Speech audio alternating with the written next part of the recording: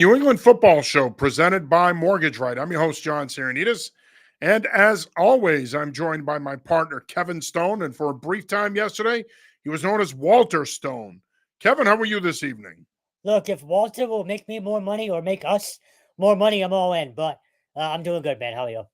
I'm doing all right. And actually, I was hoping that you would transition to a Walter, so then that way I can call you Wally Stone.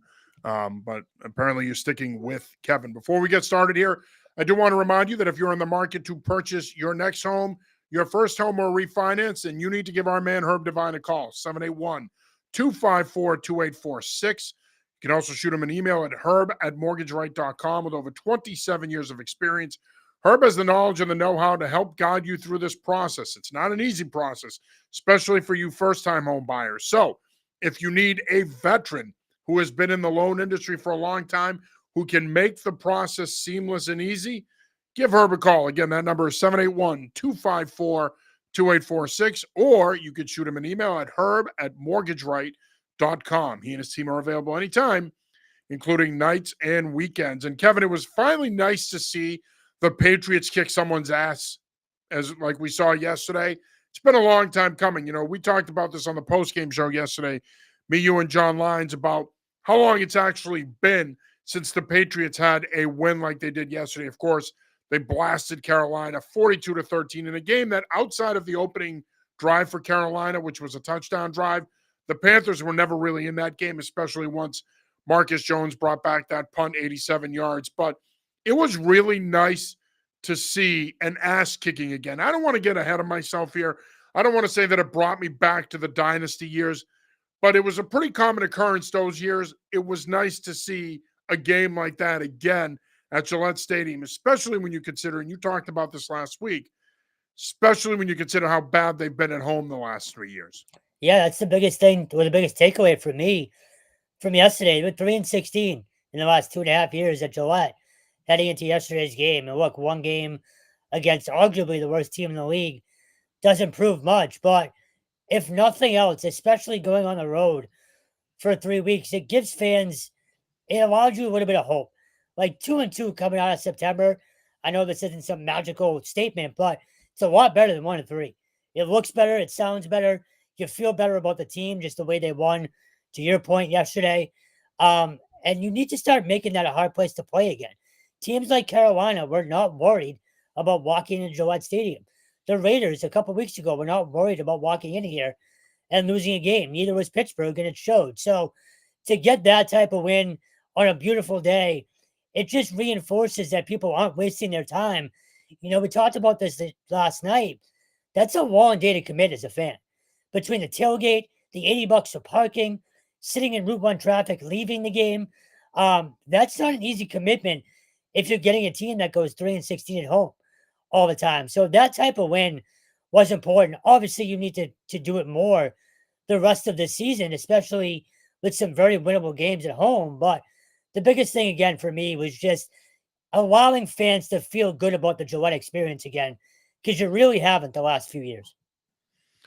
Yeah, no, and I agree with you. And look, as far as, you know, it's a whole day and the $80 and everything else, look, people are willing to shell that out, right? I agree with you. I Yeah, no, think of course. it is a big commitment, but I think people are willing to make the commitment. And to your point, it's easier to make that commitment if the team is good. If the team stinks, they're not playing well, you don't want to shell out the $80 for parking. You don't want to sit in Route 1 traffic going in and leaving the game. You don't want to sit through the game. So obviously, when they play this well and when they play better, period, then it leads to a better fan experience and people want to be there. Now, I think the most important thing is, to your point, they have to build off of this now. This can't be great. You beat a Carolina team that on paper is one of the worst rosters in the league and a mercurial owner that is all over the place. You should beat that team. Like I said last week, when they were looking at their schedule and they were going down their schedule, this is one that you check off. So you checked it off. You got it done. And yes, being 2-2 is a hell of a lot better right now than being 1-3. Just ask somebody like the Baltimore Ravens, who got thumped by the Kansas City Chiefs yesterday and are sitting there at 1-3. All that being said, though, if you don't build off of this next Sunday night in Buffalo, if you don't build off of this a couple of weeks from now, if you don't build off of this 3 weeks from now, when you have winnable games against Tennessee and New Orleans, that is a problem. That means that while you had that one good performance, there's a consistency issue, and you can't do it week in and week out. And this is a team that needs to prove that they can consistently win football games. That's Mike Vrabel's expectation. That's ownership's expectation, and that's the fan base's expectation. Now, they'll be underdogs next week, no doubt. And you're going into the Lions Den 8.5. in Buffalo on Sunday Night Football. But it could be worse. It's going to be an 80-degree night. You're not going there at the end of December or the last weekend of the season needing to win there in order to get into the playoffs. You're going there in early October on a nice night. The weather's not going to be a factor. The wind is more than likely not going to be a factor. It's really, truly going to come down to the players and who plays the best in between the white lines. And I think at the end of the day, one thing we saw from this Patriots team yesterday, and I alluded to this team has talent. There's players there. Vrabel did a really good job of restocking this roster this offseason. There's enough talent there to not only be competitive, but potentially, if you put it all together, be competitive for a playoff spot. We're going to get a pretty good idea of who this football team could be moving forward the rest of this season this Sunday night. This is truly a litmus test game for this football team. Yeah, real quick, you mentioned the Carolina owner. He wouldn't even allow us peasants on the elevator with him yesterday. Well, he's worth $23.7 billion. David Tepper does not have time for Kevin Stone, formerly known as Walter Stone. Or you, or any of us, really. But no, I agree with you. You, Nicole Menner, whoever else was there. Right. I agree with you wholeheartedly. Look, they're 8.5-point dogs right now, I think, the last time I checked today. So that's sort of expected. I think the line's a little high, frankly. It's a I know they haven't earned the respect yet to have a lower line, but 8.5. It would have been, I think, if they had beaten Pittsburgh the week before, it would have been a lower line. Oh, yeah, but probably. That game obviously probably led Vegas to think, we're not quite ready to buy into this Patriots team quite yet. No, that's fair. In Buffalo in primetime, that place is going to be crazy. So I get it. But I think they cover. I'll say it right now. But do they win? I don't know. But you listen to Mike Vrabel post-game yesterday, and the quote that stuck out to me, and I tweeted this last night, he said, "I'm looking forward to watching the country, see you guys play." And I'm paraphrasing, but he doesn't say that with cameras rolling in the locker room unless he's fully confident in his team. So I do think there's an air of confidence there that's starting to build. A lot of it is from yesterday against the bad Carolina team again, but it's a lot better than the alternative the last few years. And going into Buffalo with not so much confidence. Excuse me. So, and along with that, if you watch a clip of Steph Diggs leaving the field yesterday, he said, we got a big one next week. It was already on his mind, 5 minutes after that game. So they're going up there with a chip on their shoulder. It's not a statement game per se, but I think they want to show on national television, look, this isn't the same team as the last 3 years. We're competitive. We legitimately think that we can run with these guys. So it's not going to be easy. We talked about it yesterday. Stopping that running attack and stopping Josh Allen is paramount. But offensively, I think you can hang with them. Their defense is not what they've been. They still have some talented guys over there, of course. But I'm expecting, like you, a competitive, entertaining game next Sunday night. Hopefully it doesn't end in a tie. The mighty Ken Matthias joins the show. I could be wrong, but that game reminded me of the Mac Jones rookie season. I'm assuming he's alluding to a game, Mac Jones' rookie season, when they beat the Jags and scored 40-plus points or 48 points that season. Get it together, Ken, will you? Great win, and Drake May is starting to come together with Josh McDaniels' offense. Ken, thanks for taking the time. Appreciate you checking in as always. We know that you're going to probably jump ship as soon as we start talking college football. But nonetheless, thank you for joining us. That's probably a game when you think about what are some games that they have won in recent years that were as impressive as yesterday was. To Ken's point, that's a game that probably comes to mind. It's been so these games have been so far and few in between in recent years. Obviously, we've gone into great detail in the last couple of weeks about how bad they've been at home the last 3 years, but this has been such an infrequent occurrence that when you see a game like that yesterday, it's nice to see, but the reality is it also illustrates just how bad they've been in recent years, that we're not accustomed to seeing these kinds of games again. So it was a nice win. But like I said, it's got to be a springboard now. Because otherwise, if it doesn't become a springboard, and let's say you come out of this 3-game roadie, dare I say 2-5 or 3-4, now it's going to be, well, they beat a bad Carolina team. It wasn't, it didn't help them. They didn't get better. They didn't look, they didn't learn from it. Okay.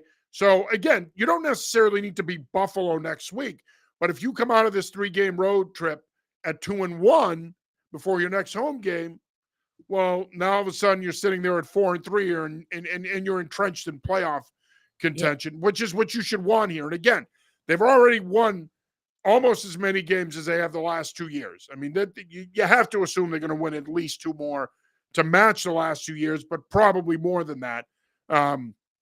This is a strong message that they said yesterday, but again, it has to be something that they build off of. Ken checks back in. All due respect to college football, I'm not a huge fan. No offense, big NFL guys.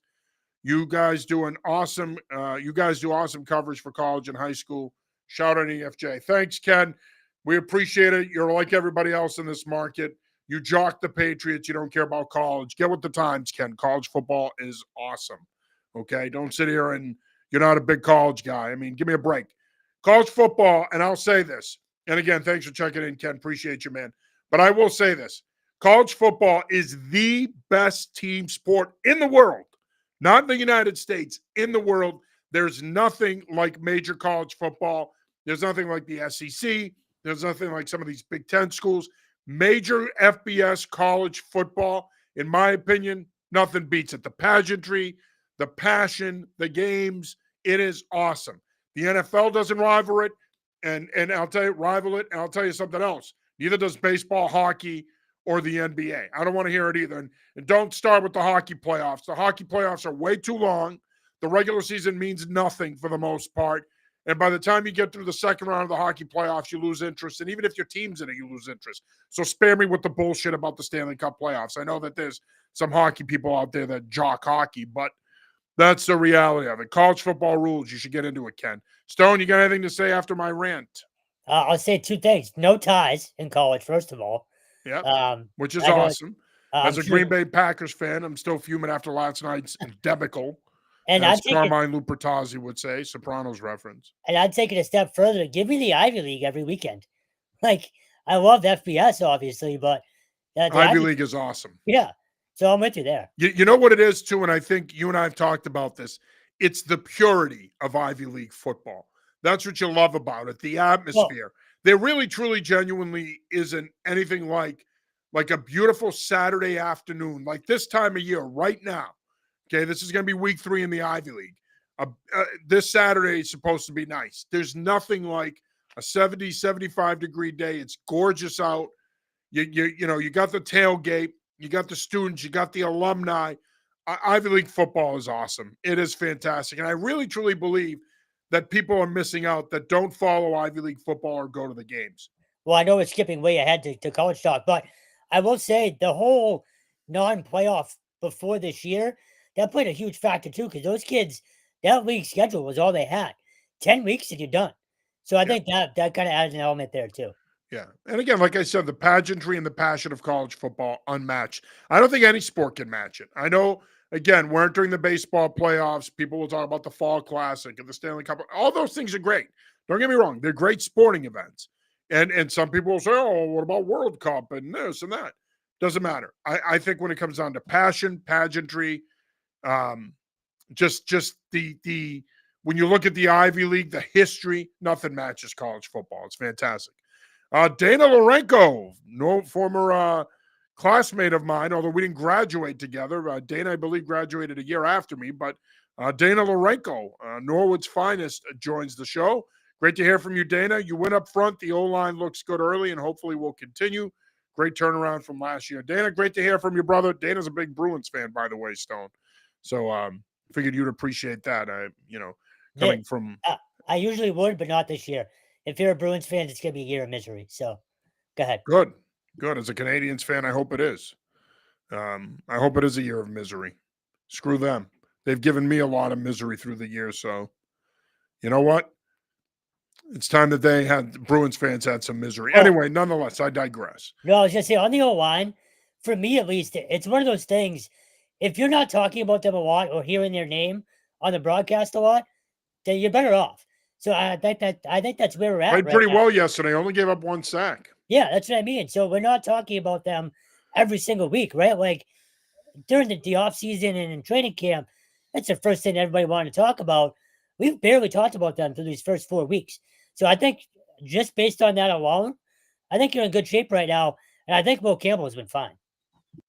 Yeah, he has. He's had his moments. He's had some struggles. I know that a lot of the internet O-line coaches out there that all of a sudden knew Campbell was going to be good and broke down all this O-line film and all of a sudden they're O-line coaches. It amazes me.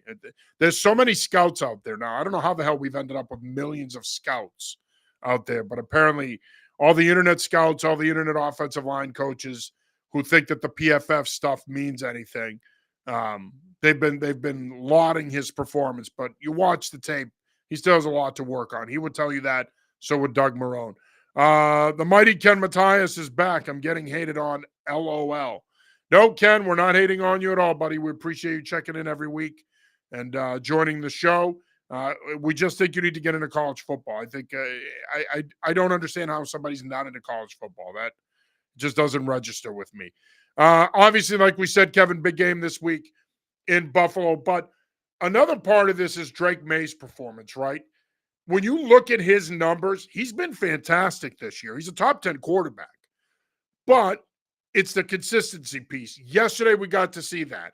Now, his passing stat line wasn't earth-shattering. 14 of 17, 203 yards, 2 touchdown passes. Also had the rushing touchdown on the power bootleg. But again, when you look at his numbers, when you step back and take off the turnover blinders, he's having a really good year, man. He really is. And it literally comes down to if he can protect the football and just be more consistent, he is on track to be a top 10 quarterback this year and potentially beyond. I think the leadership is coming through too. Yeah, I agree. You're seeing it more now. It's even in the post game press conferences, like he was sitting in there with me yesterday. Just his tone, his demeanor, he sounds more confident. He feels more confident by the week, and I think that's Josh McDaniels and the rest of the coaching staff just allowing him to sort of be him. Last year was an awkward situation.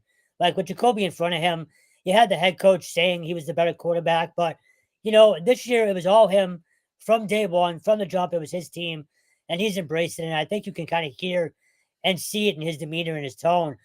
On the field, the turnovers are the biggest thing. You brought it up in April. Like that was the biggest thing people are going to be worried about. He's been great, and he's taken what the defense has given him. I think next week is a massive game for him. It's a huge test, and this is in many ways his coming out party. That's what I mean. So, look, I know it's a regular season, and it's the first weekend in October as a 22-year-old, but he can make a statement in this game. Sure. But he can make a statement on prime time, everybody watching. And we keep hearing the comparisons to Josh Allen. What better way Which are idiotic, by the way. I know you hate them. I do, because I think he's more Justin Herbert than Josh Allen. Josh Allen's a unicorn, man. He's a different dude. Right. But again, you just saw the graphic last night. It's Josh Allen versus Drake May, right? Like he's the guy now that everybody wants to see. So huge opportunity for him. Far cry from a couple years ago where it was Belichick, right? It was Belichick. Right. Yeah. Huge opportunity for him. Again, they don't have to win this game for them to take a step forward. But they need to be competitive. I was just saying you can't lose 35-10. No, because you touched on it earlier, right? If you want this fan base to buy in again, you've got to go up there and acquit yourself well on Sunday night. If they go up there, play well, hang around, keep it close. Again, we say this all the time. There's no such thing as moral victories. But there is, though. When you're rebuilding a football team, if you go up there and lose 24-21, it's not a win. A loss is a loss. It sucks.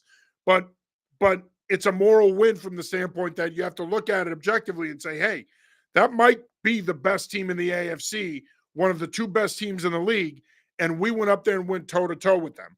And if we keep getting better and we take care of the football and play fundamentally sound, we might be able to beat these guys when they come to our place later on this year. So there's a lot to be gained there from playing a competitive game. Obviously, you want to win, but if you can go up there and hang in there with them, and again, there's going to be a lot going in their favor here. The weather's not going to be a factor. Um, I don't think the stage is too big for Drake May. We know the stage isn't going to be big for Vrabel. He's coached in big games. So there's a lot that is in their favor. They just need to go up there, play well, execute, take care of the football, and make plays, especially down the stretch, that put them in a position to win the game. Yeah, they might have already caught a break too. I don't know if you saw it. Buffalo's punter is hurt. So Buffalo's not looking for a punter this week. We saw what the punt return team can do yesterday.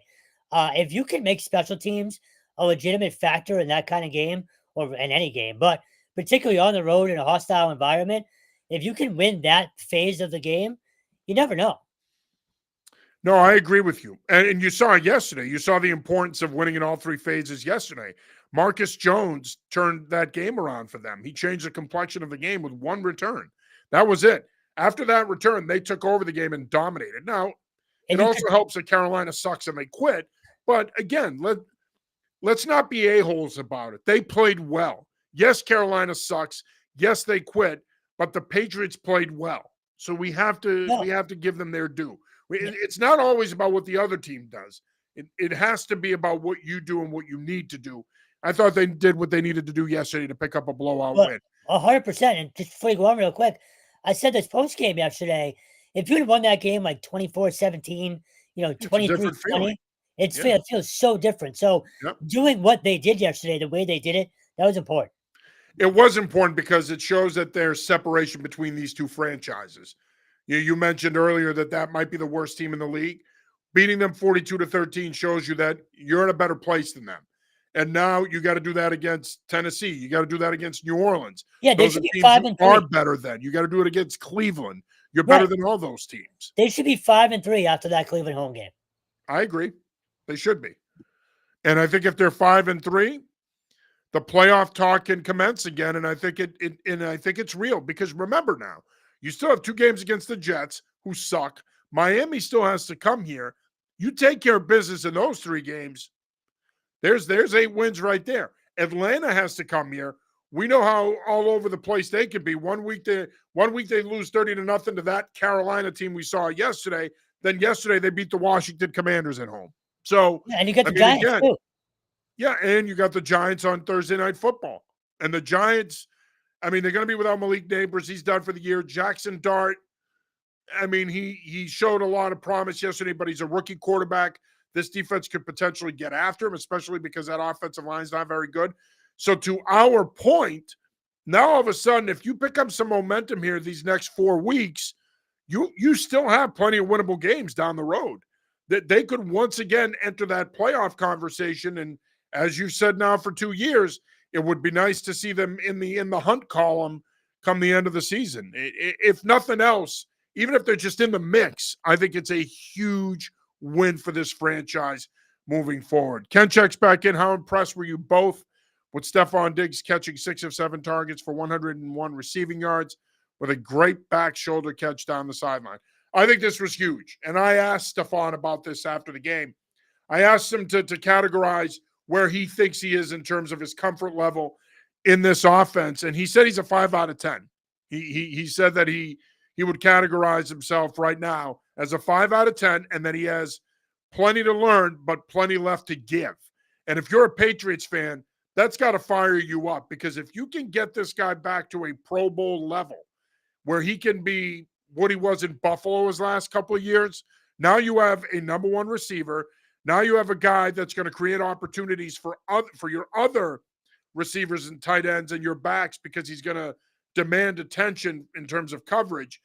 He changes the whole complexion of this offense if he can get back to the Stephon Diggs that we knew in Buffalo a couple of years ago or even 3 years ago. If he can get back to that guy, this offense all of a sudden could become pretty potent.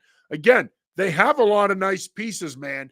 You're starting to see these guys on both sides of the ball. You're starting to see these guys get comfortable in this offense and in this defense. Yeah, a couple of things on Diggs. One, his leadership has shined throughout OTAs, and it trickles down to a guy like Pop, who played 8 snaps yesterday, but was all smiles in the locker room after the game. Blocked his ass off on. I would say Mike Vrabel pointed out his block. Yeah. post game. And Vrabel actually talked about the 5 out of 10 comment today, saying, "Well, I hope it's 60%, heading into Buffalo." So they know there's still plenty of room for the growth. Boy, I asked a good question. They were playing that clip on EI as well. I didn't Um, know I had it in me. well, I mean, you've heard the voice, your voice on the airways for years. So how many times did you replay it today? That's what I want to know. I haven't played it once, to be honest with you. I No, got a but text from our good buddy John Lyon saying, "Hey, they played your question on EI." I'm like, "Well," I mean, it's old hat to me, man. I've been in this business so long. I'm like, "Yeah, that's I know, awesome." I know. I do think him going off yesterday is huge heading into this week. Because if there ever is such a thing as a statement game or the quote unquote revenge game, it's going to be in Buffalo. He hasn't really been back there. I don't think he's been back there since he left. Because I know he obviously was with Houston and hurt last year. So to have him build that confidence yesterday with that performance, and again, I go back to the clip of him leaving the field yesterday, just the demeanor on his face when he said, we have a big one next week. It was already on his mind. So if you can get one of those, the throwback performance next week, again, who knows what happens up in Buffalo. So, and you mentioned this too, it makes everybody's job so much easier when that guy's on the field, just because Oh yeah. the attention's going to go to him, whether he's, the same guy who was in Minnesota or Buffalo or not. So you're right. He changes everything. And I do think there's something to getting him going yesterday before this week's matchup. I agree. I mean, and look, he's going to come out fired up next week. He's got a lot to prove. I don't think it was a fairy tale ending there with him and Josh Allen. Yeah, they have respect for each other. Yes, they loved playing together, but there were a lot of ups and downs, and there were a lot of downs there as well. So it's going to be an emotional return for him. Obviously, he was beloved in that market, and he was beloved by his teammates. He can be a mercurial guy. He's very temperamental. I agree with you though. I thought he was fantastic yesterday at the podium. I really do. I thought his answers were reflective, well thought out. They were He honest. didn't he didn't give you the standard bullshit player speak about, yeah, this is a big win for us, really proud of the guys. Like he really gave some good detailed responses. I thought his interaction with us was fantastic. He looked you in the eyes when he was answering your questions. He was connecting with us. I had some opinions of him. I'm not going to lie.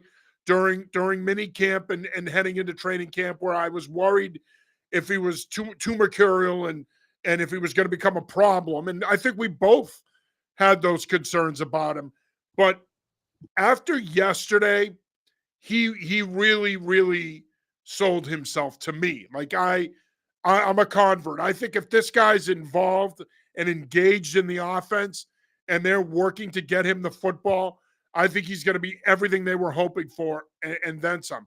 And it's interesting because I was walking back to the elevator to go up to the blue level, and I was talking to Evan Lazar, and in my mind, I'm thinking, wow, I was really impressed with Diggs.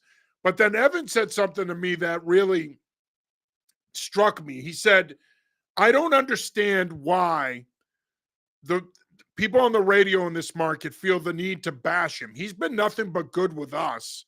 It's He's easy. good with his teammates.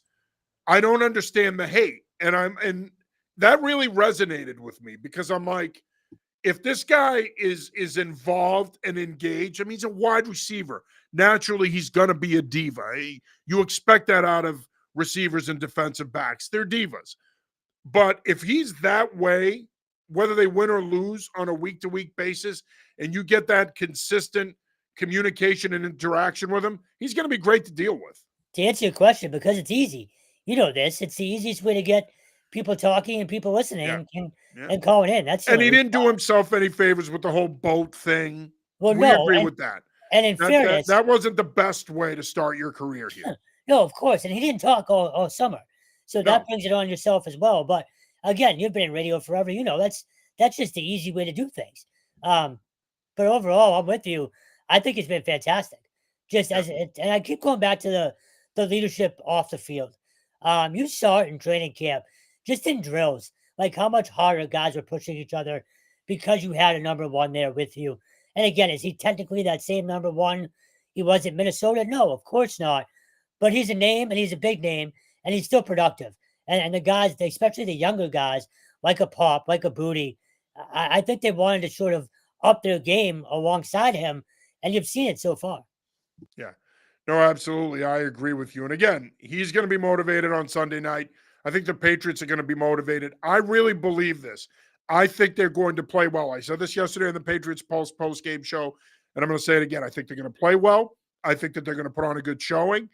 And the hope is that they're in it in the fourth quarter and they can steal it and get a big win and set the tone for the rest of their season. But even if they lose this game, and again, I know there's no moral victories, but even if they lose this game, if they play well and they can come out of it healthy, I think it could set the table for them in the next 4 or 5 weeks where they can go on a nice little run here and put themselves in early playoff position, which is what you want, man. You want to be going into November in playoff contention, a couple of games above 500, playing well, relatively healthy. That puts you in a position now where you get to Thanksgiving and beyond. You can build on that and not only stay in playoff contention, but make the playoffs as well come the end of the regular season. You are watching / listening to the New England Football Show presented by Mortgage Right. I'm your host, John Sarianides. As always, I'm joined by my partner, Kevin Stone. And just as a reminder, if you're looking to sell your current home and purchase your next home, purchase your first home or refinance, give our good buddy Herb Devine a call, 781-254-2846. You can also shoot him an email at herb@mortgageright.com. With over 27 years of experience, Herb has the knowledge and the know-how to guide you through what could be a difficult process. Again, give him a call at 781-254-2846 or shoot him an email at herb@mortgageright.com. He and his team are available anytime, including nights and weekends. All right, Stone, you were at Boston College on Saturday. The Eagles dropped to 1-3 after a 28-24 loss to Cal.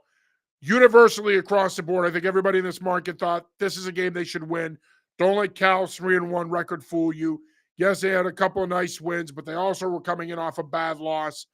And Boston College decides that, you know what? No lead is safe with us. Offense came out of the gates relatively strong, quieted down in the second half. Defense fell apart.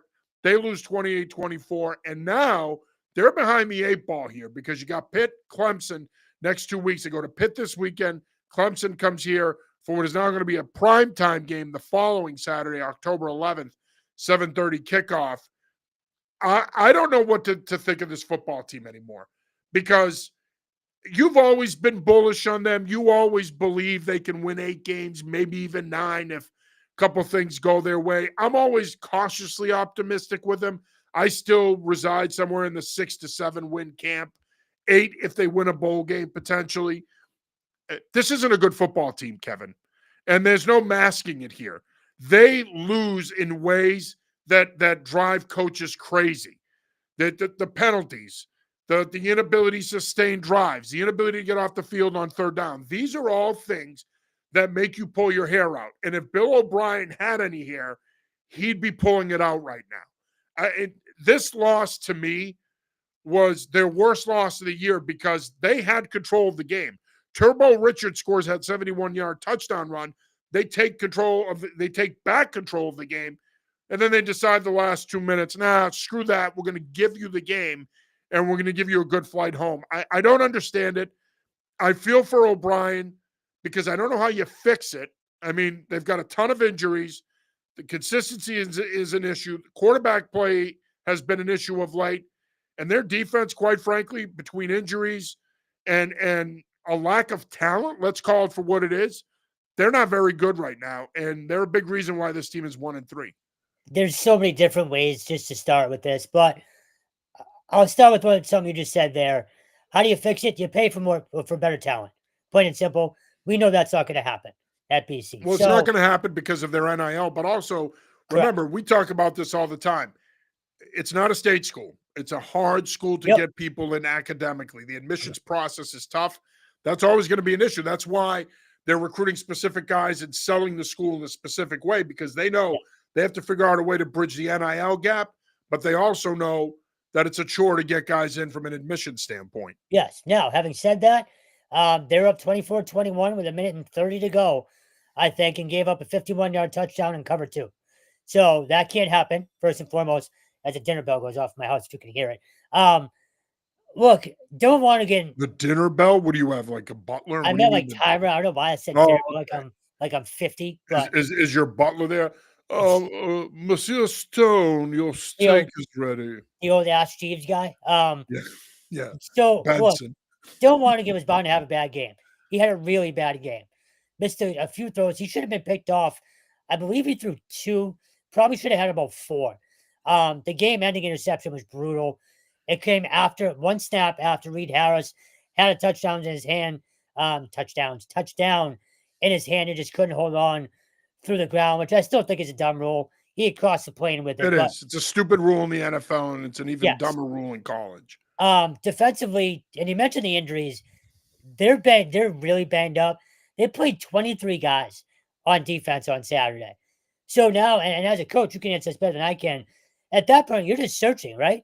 Like you're searching for. Well, you're really dipping into your depth. If you're playing Yes. 23 guys on one side of the ball, you've reached your threes now. You're playing your threes. Right. I mean, that's So a lot. that's a problem.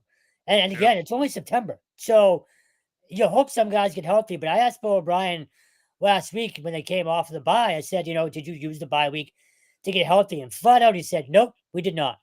So I think, and they're not secretive with injuries, but they don't make it necessarily well known what's going on. So I do think there's some guys dealing with more so long term stuff. So the injuries aren't going to get much better. You were missing Jaden Skeet. You were missing Jude Bowery. Dwayne Alec has been demoted on the offensive line for Michael Kraunz. They're a mess right now. This is not the team we saw in August. We did our No. camp visit. They were good. Like it was a good. They did, and that's the thing. And when they settled on Lonergan, you go back to that Michigan State game week 2, and you say to yourself, They put up 40. okay, they picked the right guy. Even Yep. though we were leaning Grayson and we were in Grayson's camp throughout training camp, ultimately, Bill O'Brien knows his football team better than anybody. Yeah. Will Long knows this offense better than anybody outside of Bill O'Brien. They made the right decision. But now you fast forward 3 weeks later, and now you wonder, did they make the right decision? And then you compound that with the injuries. You mentioned Bowery. I mean, that's your starting left tackle. Right. That's a big drop off between your starting left tackle and your second and third guy at that position, okay? Huge drop off. With all due respect to those guys, that's just the nature of the beast at a premium position like that. Yeah. But then the secondary coming into the season, we all said that this isn't just one of the best secondaries in the ACC. This is one of the best secondaries in the country. And They've been ravaged by injuries. Yeah. They're not the same. So the injuries are a big part of it, but I think it goes beyond that. There's been some coaching issues. There's been some consistency issues. And I couldn't agree with you more, man. There's a lack of talent at some spots, and it's rearing its ugly head right now. And not only that, and I plan on asking Bill O'Brien about it tomorrow. I wonder about the leadership on this team, just in terms of the captain group, because, if you remember Reed Harris after the Stanford game a couple weeks ago, 3 weeks ago now, he said guys were not walked in, when they went out to California. Well, where does that come from then? Is it up top? Is it the player leadership? Like, that's concerning if a guy is saying that in September. So I worry about that. I do think it's a good core of kids. Again, we've dealt with them for years now. I don't think that's necessarily the entire issue, but you just wonder where some of the buy-in is from a lot of these guys. So it's a multitude of things right now. They have to go 5-3 just to make a bowl game with that schedule. I don't know if that's going to be possible. Like, UConn is most likely a win, but UConn can score with anybody right now. We've mentioned the schedule. It's Notre Dame. It's Clemson. It's SMU. You have to go to Louisville. You're going to be playing in the Dome in Syracuse that last weekend. Who knows, what both That's teams. probably the game that's going to determine whether they get a bowl bid or not. Right. So I'm most surprised just how quickly things look this different than it did in August. Again, when we saw them in camp, and I was there for like 20 of the 25 days, whatever it was, they were a talented team, a well-ran team, and a physical team at that. The penalties are alarming. They had 15 more for over 100 yards. Yeah. Well, And we've seen it with the Patriots, man. Undisciplined yeah, play will kill you. And it's not just turnovers. Penalties will kill you. Penalties cost you games, yep. period. And so you can't turn a blind eye to that. You just can't. We've been saying this with the Patriots the last couple of weeks, and they're undisciplined play. And it's the same thing with Boston College. 15 penalties is effing abhorrent. Hmm. That's embarrassing And a if lot were you rack up pre-snap. 15 penalties in one game. Yep. That's bad, man. And It's a lot really of bad. And think about it. When Halfley was here, we used to bust his balls and bust their chops. I know it's a family show, but whatever. We used to bust their chops about how disciplined they were under him and how they didn't play discipline at times. Well, some of that is back in the program now, oh, it appears. I'll never forget the 17 penalty game against Florida State under Yeah, but halfway. you had But 15 on Saturday. It's pretty much yeah, the same right. thing.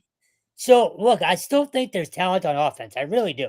I love that receiving group. You know, I've been on them since April. I think Lewis Bond, Reed Harrison, when he's healthy, that trio is as good as anybody in the ACC. But you need them healthy. Um, they haven't gotten anything out of Alabama transfer Ty Lockwood at tight end either. Kalen No. Chazinski has completely overtaken him. It looks like so. That's not great. It's just, and I'll leave it at this. Post game, Bill O'Brien said, in my tenure here, these first 2 years, I haven't been able to get the guys to not lose before we can win. And Bryce Steele said the same thing. That's a problem because that was supposed to be what Bill O'Brien fixed, coming in for Halfley. So uh, it's a mess right now. The schedule is not in their favor.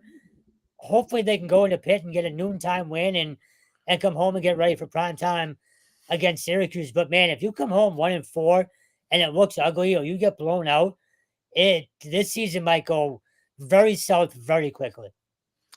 Well, and again, to your point about the learning how to win thing, yes, that's up to the coach. The coach and his staff has to teach guys how to win. They have to do it at practice. They have to do it in games. They have to do it in how they manage games and situations. It's a process. But all of that being said, I mean, these guys have won in high school. They know how to win. They've won at Boston College. I mean, they had a nice run last year where they ended up becoming bowl eligible.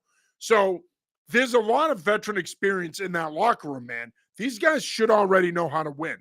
Bill O'Brien has won in college. He's won in the NFL. He knows how to win. He's a winner. He won with the Patriots. He won at Penn State. He won in Houston. Okay. He knows how to win.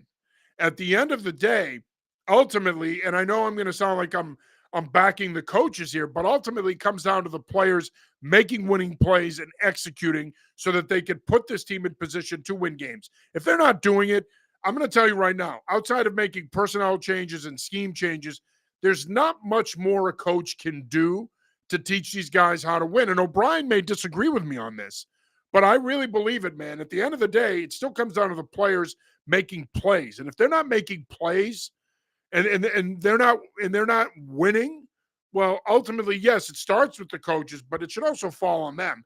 And I think that sometimes we get too hung up on it automatically falls on the coach. And I understand that as it should.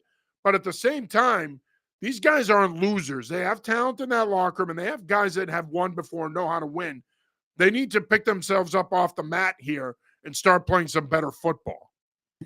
100%. And I go back to the leadership of that captain group. And they named the captain group.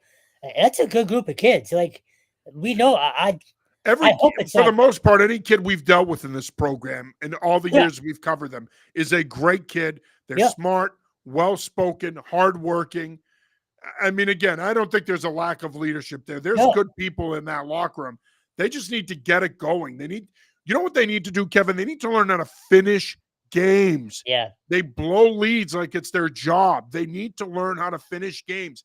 That's the problem. We can sit here and talking about they need to learn how to win it. They need to learn how to finish games. And that ultimately starts with O'Brien and this coaching staff. But again, it also trickles down to the players. They have to bear their fair share of the responsibility as well. Just before we move on to the other schools, you mentioned the Grayson James thing. There's no shot they make a change, right? I wouldn't put it past O'Brien. Yeah. I would not put it past O'Brien. I'm not going to start something here No, I'm and just say curious that a what you thought. quarterback change is coming. Yeah. But I would not put it past O'Brien. Look, you're at a point now at 1-3. If they were to lose on Saturday. They're 1-4. Everything should be on the table I agree. because your season is on the line in that game against Clemson the next week. So everything should be on the table. Nothing is off limits. You got to do whatever you got to do to win football games. So if it means making a change, I'm sure that it's something that O'Brien and the offensive staff at least will explore. Yeah, no, I'm with you. I don't think they will because I do think Dylan will play better than he did the other night. He was due for a bad game. Like again, I keep going back to that Michigan State game. They looked outstanding on offense. They Yeah. put up 40 on Couldn't the stop road. him. Yeah. Yeah, he couldn't. Right, he couldn't stop him. So, and he's only played what 4 football games at this level in his career. So that was bound to happen. But you start to wonder when that decision becomes a legitimate conversation. I don't think it happens for at least another 2 weeks. Now, if you're 1-5 heading into UConn, I'm with you. Everything's on the table at that point. Yeah, absolutely. I think everything should be on the table if you lose this Saturday to Pitt. Just going around New England real quick. Ryan Barry and I do a more detailed recap on the college preview show from the week that was, but Kevin and I will cherry pick some of the key stories from the other schools in the region. URI suffers their first loss of the season. They got thumped out at Western Michigan 47-14. Little surprised. I thought that the Rams would play a little bit better than that. Yeah, Jim Fleming was really confident last week, too, that his team would put up a better performance. But in the grand scheme of things, look, they're still ranked 10th in the country. They have dropped from 5th to 7th to 10th in 3 weeks, 4 weeks, wherever we're at now. So that's a little surprising to me, but a huge one this week, obviously. We don't have to, you can't overstate it. It's the Governor's Cup. It's against Brown. It's in prime time on a Friday night down in Pawtucket this year. So you can't really lose that one.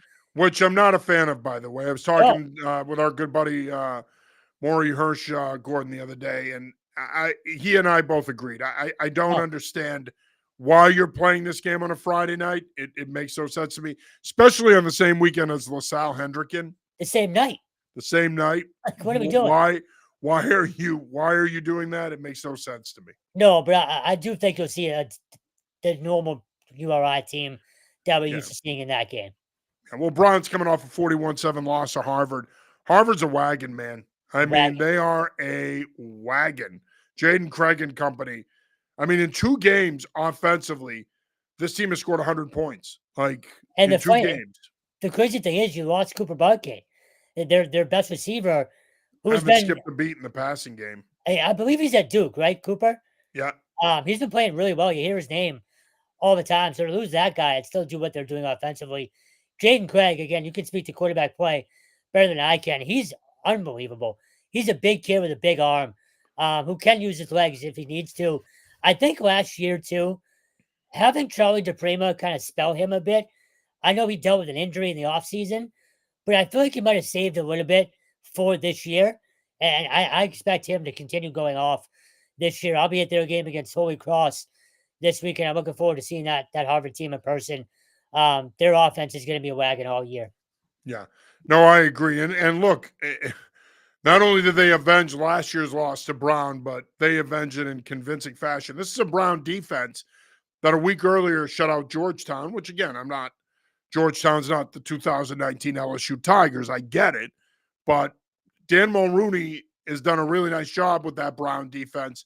They get the shutout in week 1, but they weren't. Unfortunately, Harvard's a little bit of a different animal. I don't think a shutout was in order this week for the Bears, but as you mentioned, nonetheless, big game for them, of course, in the Governor's Cup game. Press conference for the Governor's Cup will be tomorrow as well. So the 2 schools, the 2 coaches will be present for that.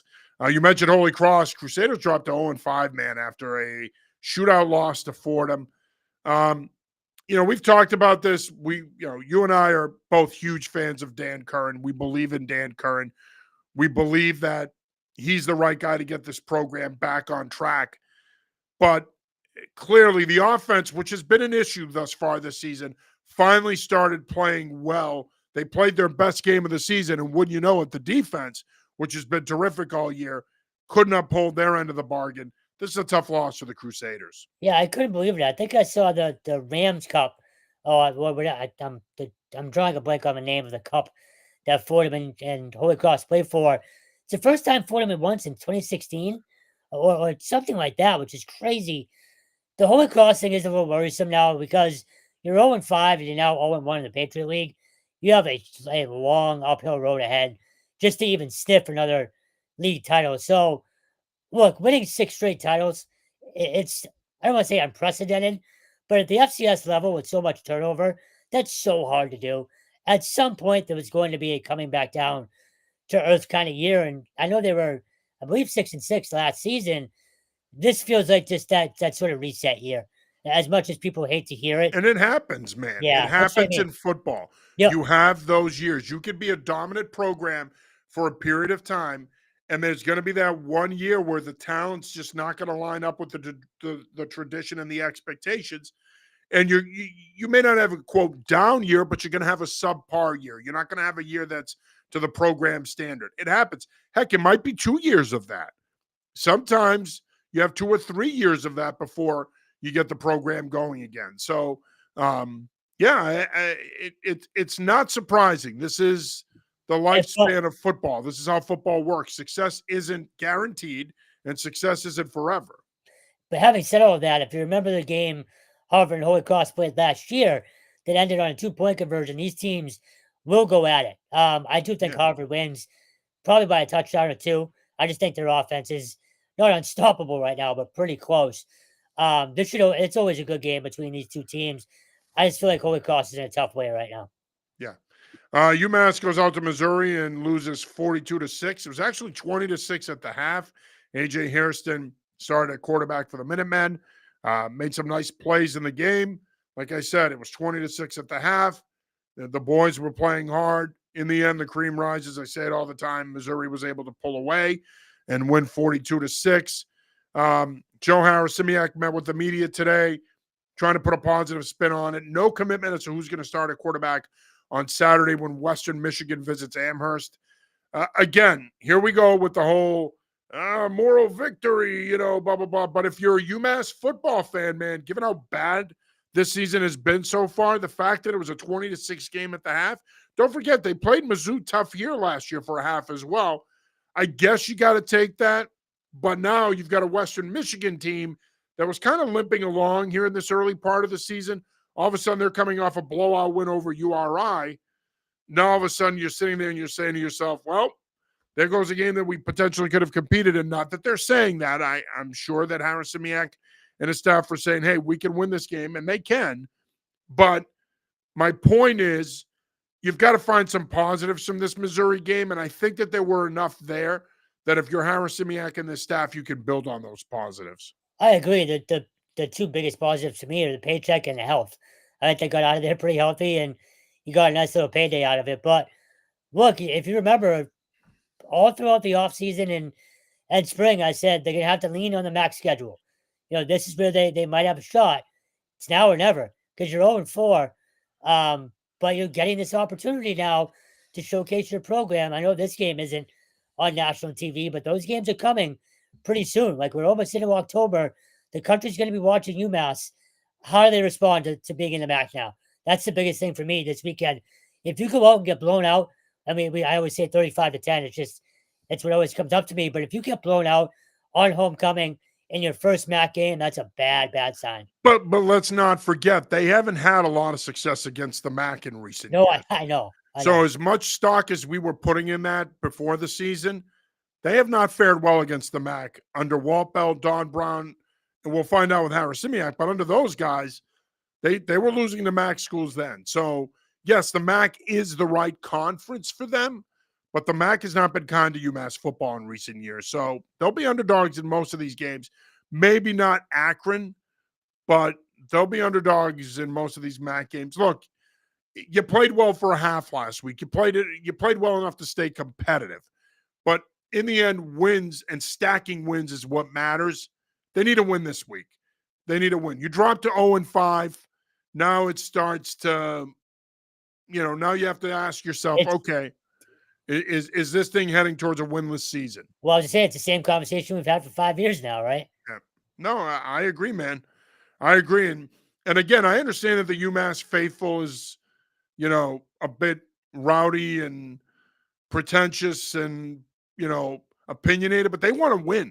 They want to win. And you can't fault them for that. They're passionate about their school and they want to win. And I will always respect that. And I Yeah. think it's commendable and I think it's awesome. That's what makes them an awesome fan base. I So, wish the BC fan base had their passion. yeah, yeah. Well, I think that UMass and UConn, from a passion standpoint, are at another level in comparison, and I'll leave it at that. Speaking of UConn, they survived at Buffalo 20-17. One of the things that we are starting to see with the Huskies is don't touch them from a betting standpoint. It doesn't seem like they're going to cover, or they haven't been covering this season. But a win is a win. They go on the road. They pick up the win.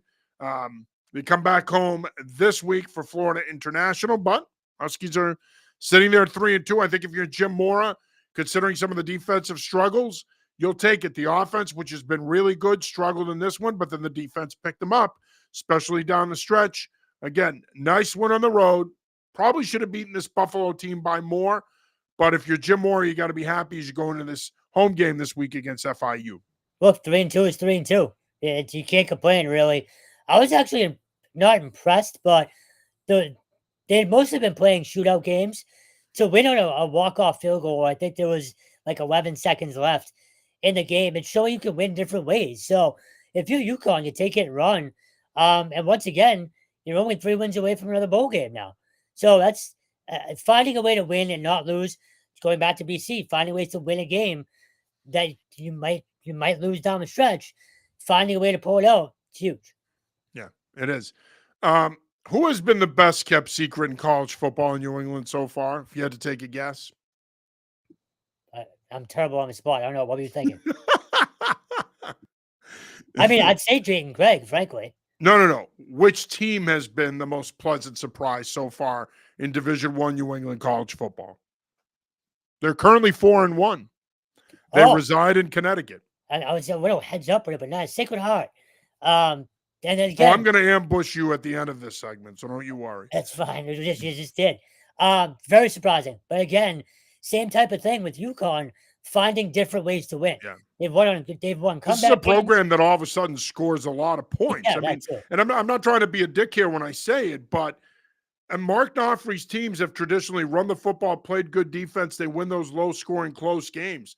All of a sudden, I mean, this is a Pioneers team that can get to 35, 42 points, and they can not only win a slugfest, but they can also win a shootout. Yeah, I mean, again, they've had comeback wins as well. Nice win over Delaware State, by the way. Deshaun Jackson's done a nice job with those guys. Huge. They put up, what, 35? I think it was 35, Yeah, 31. 35-31, yeah. Yeah. Again, winning games on field goals, having comebacks against LIU. You probably shouldn't need a comeback, but finding ways to win. We keep talking about it. Look, 4-1. They might start, and I wish they were running at the NEC still. But we talked about this either last week or the week before, making a statement heading into the CAA next year that, hey, we're coming.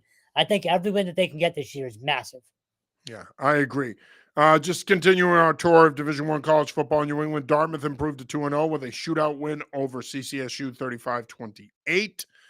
You mentioned Long Island. Stonehill beat the Sharks 10-3 in Easton to improve to 2-3 on the season. And again, Ryan Barry and I will go over all of this week's games as part of our college football preview show later on this week.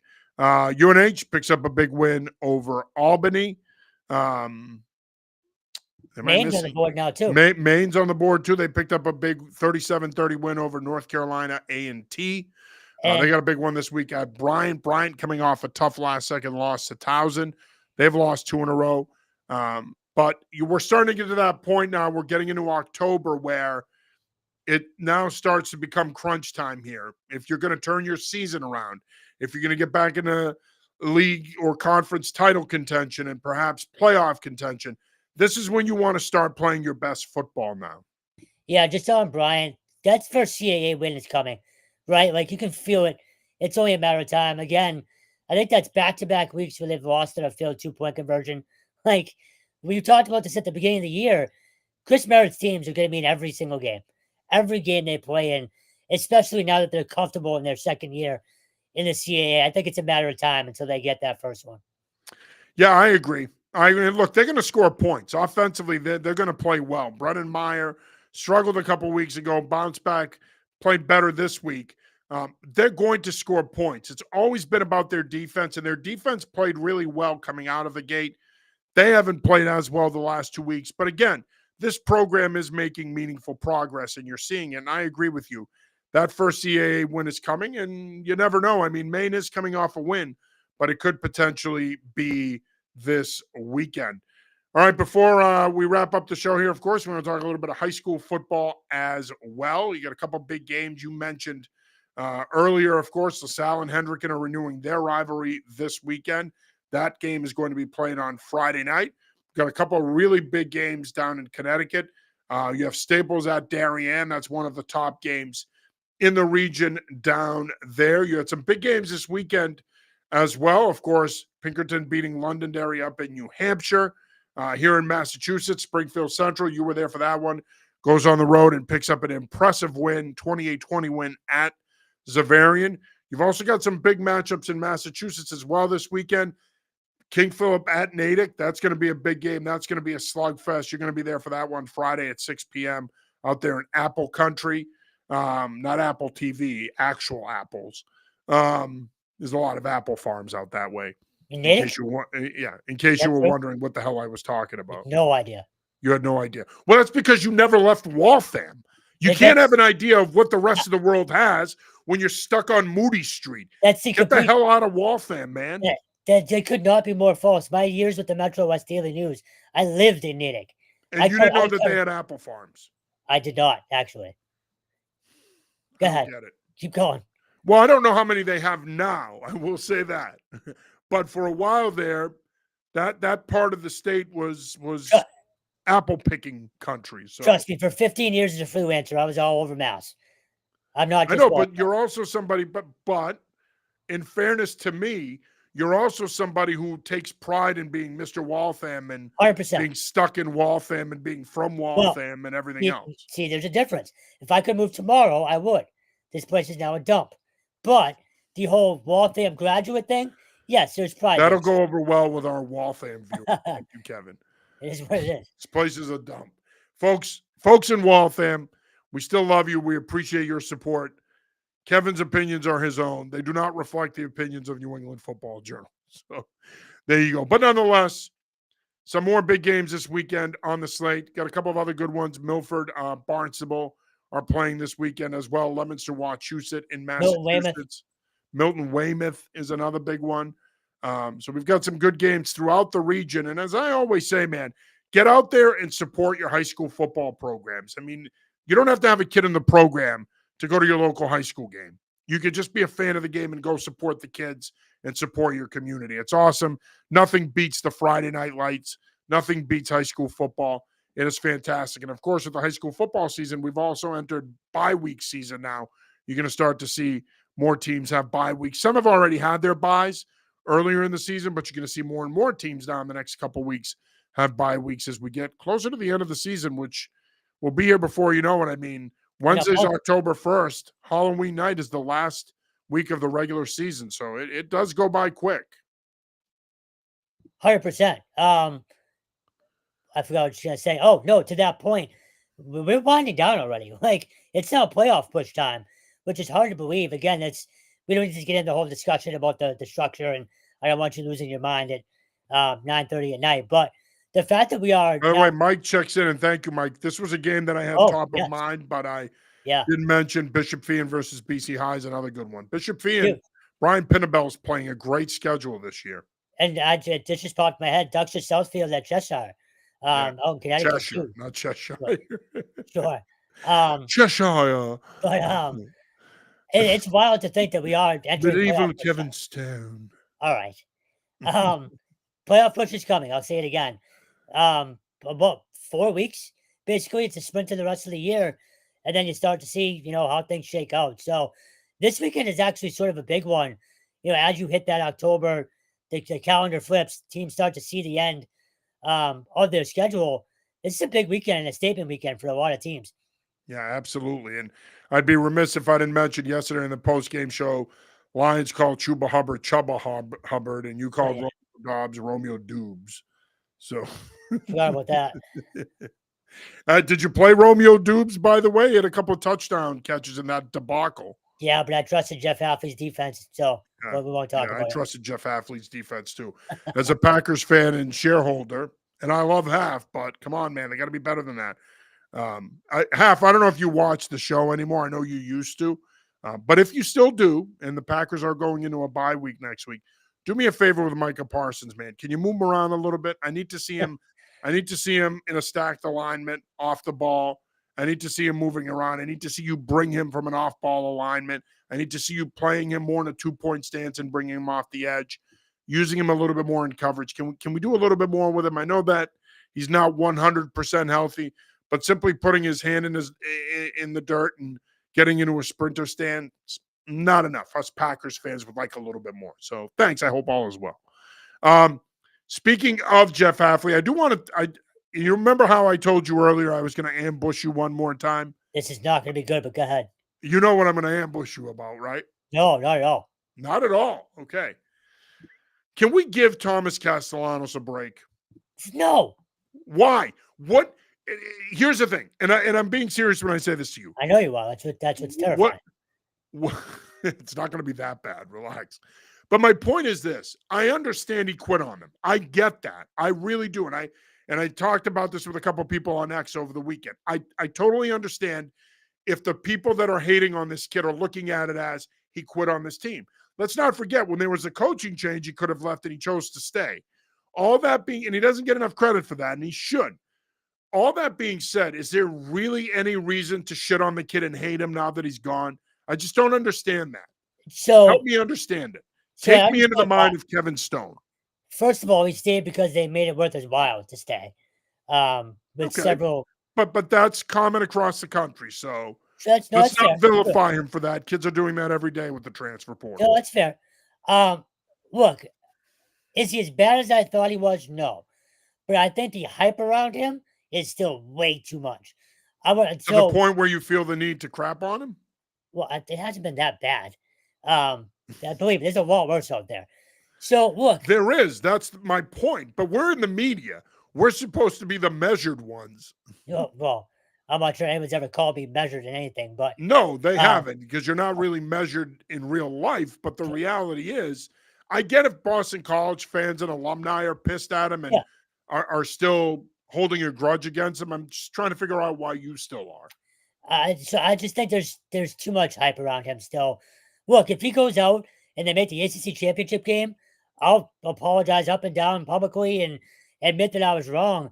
The other night he had a chance to win the game, and he did lead that team. I mean, they really shouldn't have had to lead. Their defense played about as bad as they could play the other night. Correct. So, look, he's better than I thought passing the ball. I just don't think he's a quarterback. I think he's a runner who happens to throw the ball and play quarterback, if that makes sense. So, is he as bad as I thought? No, and I will admit that. But I don't trust him in a big spot still in a tough environment. Just lost to Virginia. That's not a team you should lose to if you're potentially a top 5 team in the country, right? So this week we'll learn even more. They got to play Miami. Does he crap the bed, or does he, rise to the occasion and have a big day? I just don't think you can rely on him for his arm.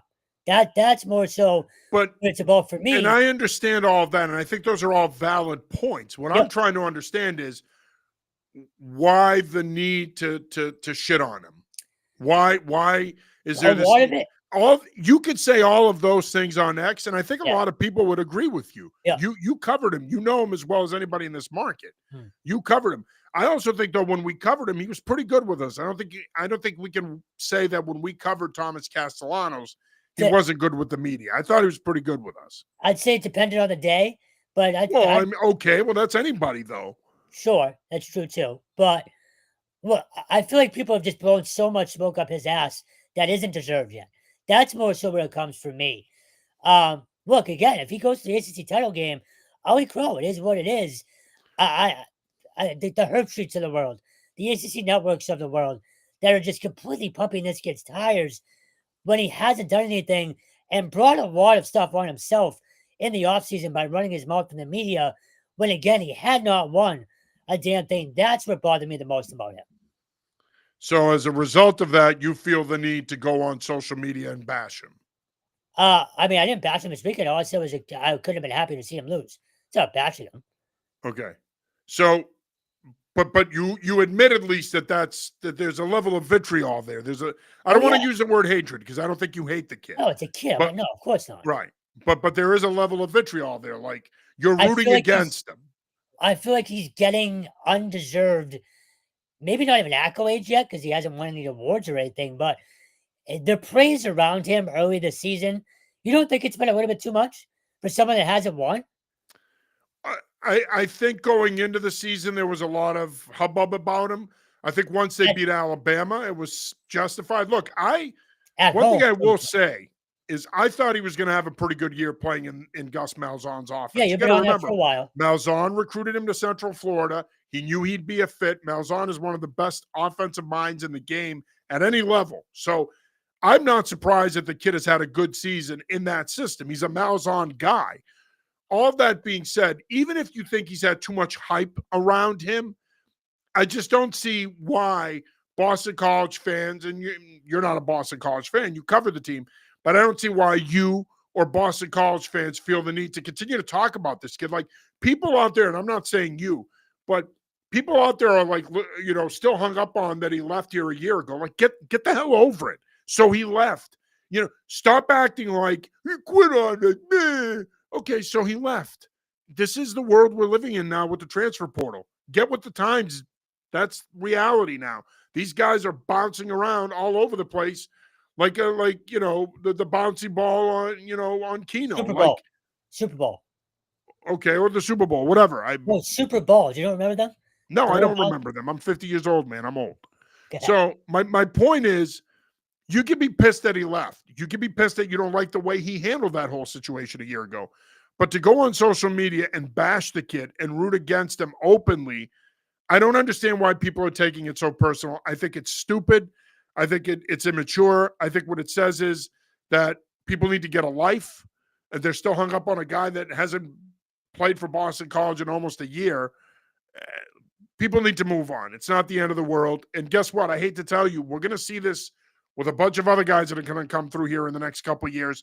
They're going to show up. They're going to play well for a year, maybe a year or two, and then they'll bounce. It's just it's just a fact of life in today's college football world. To your point, who knows if Dylan Lonergan hangs around, right? Like you never know. He's got enough eligibility that. Same thing with a kid like Lee Harris. There's a bunch of names on that BC absolutely right now that are young. And Mike checks in, and Mike actually makes a decent point here. Bill O made him leave. Let's be clear. I don't know. I wouldn't do it. I wouldn't go that Here's the thing. Where I agree with Mike is, and I said this to you last spring of 2024, Grayson James was a better fit for that offense than Thomas Castellanos was. I was just saying, we both said it in April. Yes. You could see it right away. And now, shame on us that we didn't see that Lonergan would be a better fit than Grayson James, rather. But I think the point Mike is making is he made him leave because he wasn't a good fit in that offense. And I will give you credit for one thing. You've been pretty consistent about your opinion of him as a passer, Kevin. But to Mike's point, I think once you make a quarterback change, people can't be surprised that he opted to leave the program. And again, this is today's student athlete. This is today's young person. Times have changed. It's not when Tom Brady sat at Michigan and he ended up being the backup to 4 different guys, including Drew Henson. So Tom Brady stuck it out. But for every Tom Brady, there's 100 guys that are going to leave the program. That's just reality. No, I hear you. Again, Mike, thanks for checking in, by the way. No, and again, if he ends up being successful and leads them to an ACC title game, I will be more than happy to admit that I was wrong. And for me, it was about the preseason and early season hype. You'll admit it then if he loses the bowl game. You'll be like, see, I told you he sucks. I mean, I'm sure I will because I won't remember this. Right, because that's what you do. How about you don't do it? How about that? He's. I'm not going to play the he's a kid card on you. Just move on. He's gone. He's not here anymore. I hear you. So there you go. See, cooler heads prevail. Measured heads prevail. And listen, if you had, and I'm going to end with this. You make a ton of valid points about him. And if you had come out and said, you know what, I just don't see the hype. You know what? I think a lot of people would agree with you. I think that I just don't think he's earned what he's getting. That's all. Yeah, and I think if you had said that, I think a lot of people would agree with you. As a writer, I'm still not good with words. It's not a good thing. Well, it's because you're an angry typer. You're a guy that who lives in the moment, and you're like, this is pissing me off right now. So Fairly I don't know. accurate. Hey, real quick before we go here, thoughts on Yankees Red Sox? I was How just do you saying think this. that series plays out? I was hoping you brought this up. It was going to be my final thought for you. I'm going to flip it around on you since the Devers trade day when you announced you're a Yankees fan. How I you? knew you weren't going to let that go. Um, well, look, I'll admit, Nor should you. I'll fully admit I have not been as big of a Red Sox fan probably in a decade now than I was as a kid. Growing up in the '90s, baseball was everything. There's many reasons why I just don't care as much as I do. Sox Yankees, it's still the playoffs. That's still going to be Playing for must the watch. 13th time. It's crazy. So it's still It is, and you know what's crazy though is that's just since 1999 that they're wild. meeting for the 13th time in the playoffs. Like It's crazy to me that they had never met in the playoffs before that. no, and I remember vividly watching that Clemens versus Pedro game in '99, and then obviously '03. The '03 was my first ever Game 7 experience as a sports fan. So, um, look, it's still Aaron freaking Boone. yeah, it's still Sox Yankees. It's still I'll be locked in tomorrow night. Can't wait to watch it. I just won't be as nearly defeated as I would have been 10, 15 years ago if they don't win. But I can ask you who you're rooting for. Well, they are my two favorite teams. So the Brewers aren't on that list? What's that? The Brewers aren't on that list? Well, I Okay. like the Brew Crew. I mean, I root for the Milwaukee teams because I was born there. It's a tough one for me. I'm going to say this, and I'm fully prepared to get barraged for my hypocrisy because people are like, you can't possibly root for both of them. Yes, you can. And the reason I like both teams, and look, I've always liked and respected the Yankees. My best friend busts my chops over this all the time. I've always liked and respected the Yanks. George Steinbrenner is probably my favorite owner of any team in any sport. Like, I loved Steinbrenner. He was a college football coach, self-made. He got money from his father, who was rich, and he made the most of it. He bought the Yankees from CBS. Like, if you go to Yankee Stadium, even the new stadium, man, if you don't get you're immersed in that history and the tradition there, you're not a sports fan to me. So even if you're a Red Sox fan, I always say it to people, you got to go to the Bronx. It's just a different experience being in a Yankee Stadium with the history, the tradition there. It's awesome. I've grown up a Red Sox fan. I've been going to those games my whole life.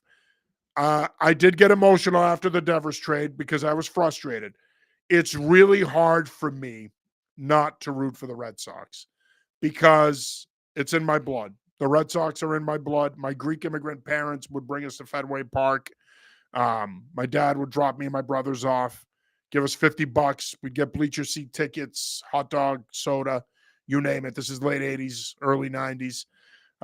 So for me, I'm a big I love the Yanks. I love their tradition. I'm going to root for them if they win the series moving forward. But head to head, my blood is red. I'm a Red Sox fan. Everybody's blood is red, but I'm a Red Sox fan at heart. I can't root against them. No, I respect it. I'm with you on the Yankees thing. As a kid, again, it was the '90s. I don't know how anybody could hate them. I love their history and their tradition. Agreed. And it took me a while to get there until I was older.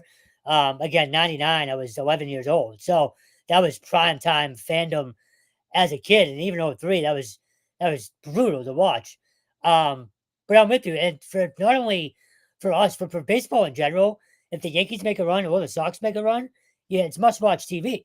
Like having those two teams in the postseason, you can't go wrong either way. Obviously, you hope the Sox. So who wins the series? And so I would say I don't think the Sox have. You have no excuse tomorrow night. Crochet should win that game. Well, I think they're Max going Fried is to have Max Fried on the bump. Yeah. I think he has a 5-year in the postseason. After that, you just lost Giolito. Who knows? A 3-game series. I'm still torn on it. I don't love it. I'm sort of a traditionalist. I like the one team wild card. It does have more teams involved. I think the Sox win mostly because they have Crochet and you can piece together one of those other 2 games. But yeah, man, it's Sox Yankees. It's still, again, as much as I don't care as much as I used to, it's hard not to get wrapped up in the next few days. Oh, it's arguably the best rivalry in pro sports. I mean, how do you not? I mean, it really is. It's up there with Celtics, Lakers, Bruins, Canadians. It's It's probably the number one rivalry in pro sports. I don't think that that's hyperbole. I like the Yankees in 3. I just think that they have the deeper rotation. Even if Crochet wins game 1 for them tomorrow night and outduels Fried, you still have Rodon. You still have Walpole's Cam Schlittler, who's been unbelievable for the Bombers. Luis Heel. I just think they have a deeper rotation. And that last series in Boston, the Yankees took 2 out of 3. You started to see that the tide had turned after that Sunday night game in New York. I went to that series. I was there for the Saturday game where Crochet threw a masterpiece. But you start that Sunday night when I think kind of turned things a little bit. I think the Yankees have some of their mojo back in this rivalry. I think the deeper rotation and the fact that they're crushing the ball right now. It's going to be relatively warm this week. The balls fly out of Yankee Stadium. It's a wiffle ball park. It really is in weather like this. I like the Yankees in 3. I think that they get it done, and I think they advance. We'll see. In any event, that'll do it for this week's episode of the New England Football Show, which became the New England Baseball Show there, although I think there is something like that out there for a second there. But that'll do it for this week's episode of the New England Football Show. For Kevin Stone, I'm John Sarianides. We will be back with you on next week. Until then, get out there and enjoy the games. Peace. See ya.